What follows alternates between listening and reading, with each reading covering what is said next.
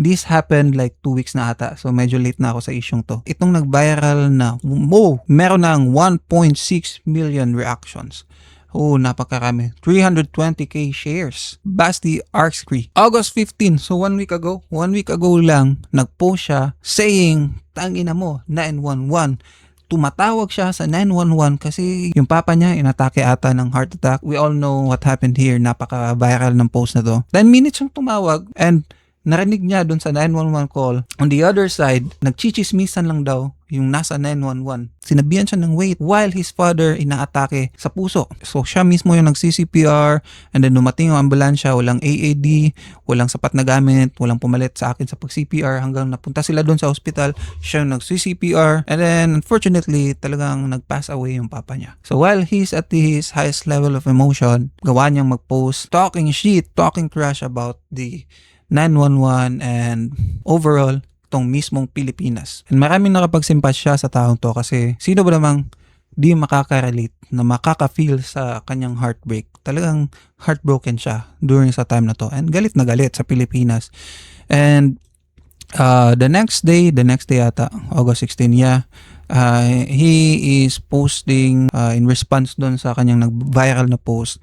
But dito sinabi niya na dumating sa kanilang bahay yung 911 but then sa hospital na sila noon. So, ang issue talaga nito is napakabagal ng response and while he is calling the 911, ang napakasama pa, may naririnig siyang nagchichismisan lang daw on the other side and telling him to wait while his father is having a heart attack. So yun lang, medyo matagal na, 1 week ago, more than 1 week ago na yung isyong to. But I wanna talk about it kasi I always watch YouTube videos, YouTube documentaries ng mga crime or incidents dun sa US, and whenever someone dun sa US calls an ambulance, calls 911, napakabilis ng responde. Napakabilis talaga. And while the victims are calling sa 911, what they are hearing dun sa side ng 911 is reassuring na papunta na sa lugar nila yung mga police, yung 911 respondents, medical respondents papunta na sa kanilang lugar while asking the guy questions and also while giving the victims instructions what they should do while the incident is happening. Napakabilis, talagang minutes lang nasa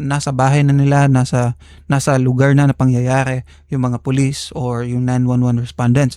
Dun yun sa US. And this guy is just doing what's right here to call the 911. Sino ba naman tatawagan niya?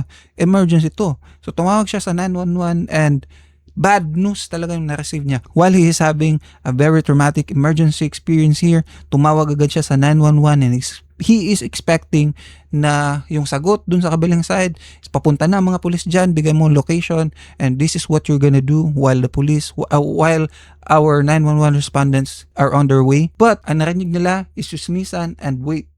Di siya tinake seriously while he is doing CPR sa kanyang papa. Diba? Napaka-intense ng pangyayari and unfortunately pumanaw ang papa niya. What do you guys expect? So, talagang magpo-post siya.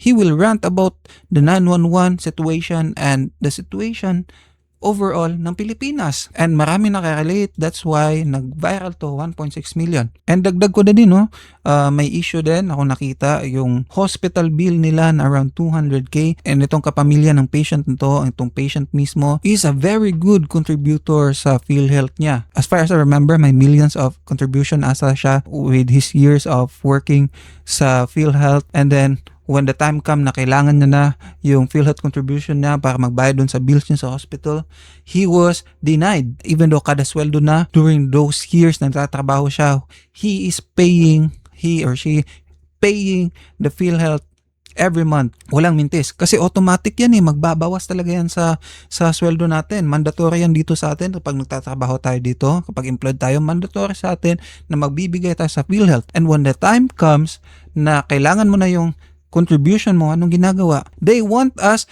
na mag-beg, 'di ba? Pumunta doon sa malasakit center para ma-approve while you are in distress kasi may kapamilya ka na nasa hospital fighting for their life. While you're in distress, what the government wants us to do is go through this habang process and then makakaharap mo pa yung mga employee ng malasakit center na napakainit ng ulo, papagalitan ka pa kasi hindi mo alam yung process. Mga gantong klaseng scenario are always happening dito sa bansa natin. Well, we are working our asses off for how many years, automatically binabawas sa sweldo natin yung ating contribution, and when the time comes na kailangan na natin yung contribution na yon, kailangan pa nating dumaan sa napakahabang proseso, kailangan mo pa maghintay na napakatagal, pumila na napakahaba para lang ma-approve ka, and worse, may iba pa talagang di na-approve. I don't know ano ng progress sa issue na to kasi nakita ko may response daw yung PhilHealth, but I don't really care.